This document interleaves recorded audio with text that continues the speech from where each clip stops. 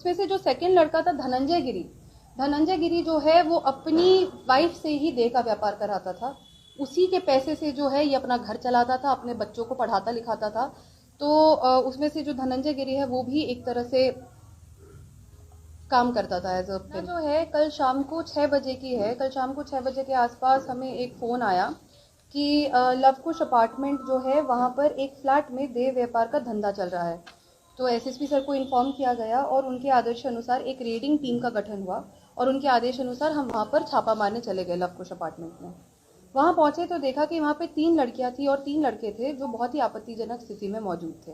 इनके साथ वहाँ पर 2 अधेड़ उम्र की भी महिलाएं थी। अब जब हम वहाँ पे पहुंचे, जैसे उन्होंने पुलिस को देखा तो वो जो 3 लड़कियां थी जिनके साथ गलत काम हो रहा था वे चिल्लाने लगी और हमसे मदद मांगने लगी। उनसे पूछताछ किया गया। पूछताछ के क्रम में उन्होंने बताया कि जो 2 महिलाएं हैं उनमें से एक का नाम सुमन देवी है और दूसरी का नाम सिफानी देवी था। तो ये दोनों जो है इनसे गलत काम करवाती थी। वहाँ पे मौजूद 3 लड़के भी थे। उनमें से एक का नाम था अंकित कुमार, दूसरे का नाम था धनंजय गिरी और तीसरे का नाम था गुड्डू कुरैशी। इनमें से जो मेन मुख्यतः आरोपी है वो है अंकित कुमार। अंकित कुमार जो है इन लड़कियों के लिए क्लाइंटेल लेकर के आता था। फिलहाल इन विक्टिम्स के बारे में बताओ तो उनमें से एक विक्टिम जो है वो बिहार शरीफ की रहने वाली थी। वहाँ से एक मूनलाइट होटल नाम के क्लब में वो काम करती थी, डांस करती थी बर्थडे पार्टीज वगैरह में एक्सेट्रा पे।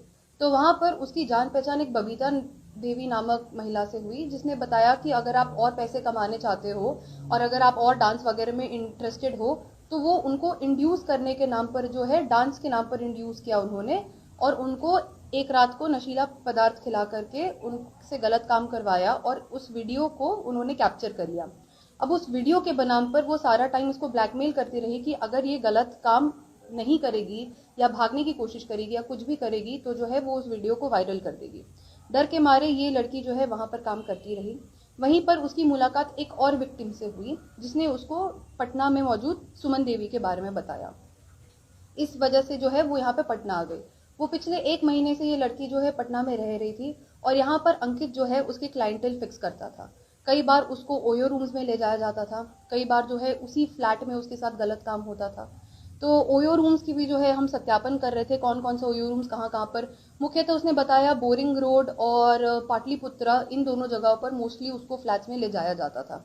अब जो है इसकी पुष्टि की कौन उसका क्लाइंटेल था और नहीं था ये जो है अंकित के फोन से हमें पता लगेगा, जो हमने कोर्ट के आदेश के बाद हम उसको जो है एफएसएल जांच करवा करके उसमें से चीजें निकालेंगे।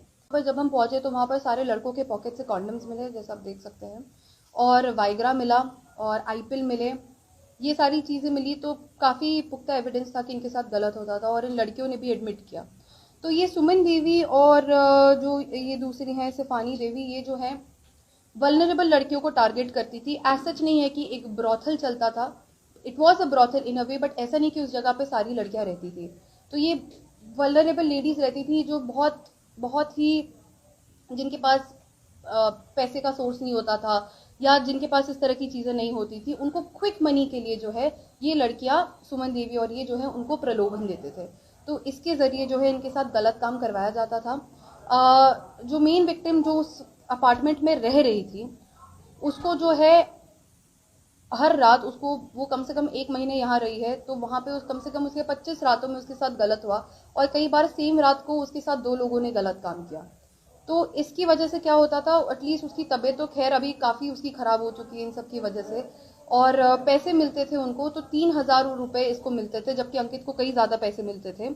और उसमें से 3,000 रुपए जो है ये 1,000 इसको सुमन देवी को देना पड़ता था और बाकी 2,000 रुपए इसको मिलते थे। तो ओवरऑल यही कहानी है। बिहार शरीफ से इसकी स्टोरी शुरू हुई, वहां से वो यहाँ आए, यहाँ पर उनके साथ गलत काम होता था। तो गेस्ट हाउस ये जो है ये सारे जो है हमें उनके यहाँ अंकित के पास से मिले हैं, अंकित का सामान था ये। तो उसमें से जो है इनका सत्यापन करना बहुत जरूरी, कौन से गेस्ट हाउस में लेकर जाया जाता था किस तरीके से, तो वो सारा सत्यापन अभी करने के बाद अनुसंधान के क्रम में बाकी की बातें आ जाएगी। नहीं, गेस्ट हाउस के नाम पर एज सच उसकी कोई पुष्टि नहीं हो पाई है। लेकर जाते थे, गलत काम करवाते थे। अब कौन से गेस्ट हाउस पे कहाँ कैसे वो उनके सीसीटीवी वगैरह अवलोकन से जो है प्रॉपर आएगा। सुमन देवी जो है, अब सुमन देवी भी जो है वो पहले जो है किसी के कांटेक्ट में आई और उन्होंने जो है उसको ये फ्लैट दिला करके दिया था। बट थोड़े दिनों बाद जो उनको पैसे दे रहे थे, पहले उन्होंने पैसे देने बंद कर दिए तो उन्होंने खुद से काम यहाँ पे करवाना शुरू कर दिया था। ITP एक्ट का केस हुआ। अब वहां पर जो है इनमें से 2 लोग जो है नशे की हालत में भी थे, तो 2 FIRs हुए हैं। एक जो नशे की हालत में 2 लोग थे वो, और इनका अलग से ITP एक्ट 370 IPC और 376 IPC। इसमें 3 लड़कियों को रेस्क्यू कराया गया है जो कि विक्टिम्स थी, और बाकी के जो लोग थे उसमें से 3 लड़के जो कि अक्यूज्ड है और बाकी 2 जो एज पिम्प्स एक्ट करती थी। अंकित का रिकॉर्ड क्या है? अंकित के रिकॉर्ड के बारे में आपने सुना?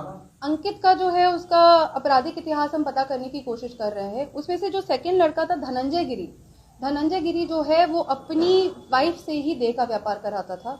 उसी के पैसे से जो है ये अपना घर चलाता था, अपने बच्चों को पढ़ाता लिखाता था। तो उसमें से जो धनंजय गिरी है वो भी एक तरह से काम करता था एज अ पिम्प।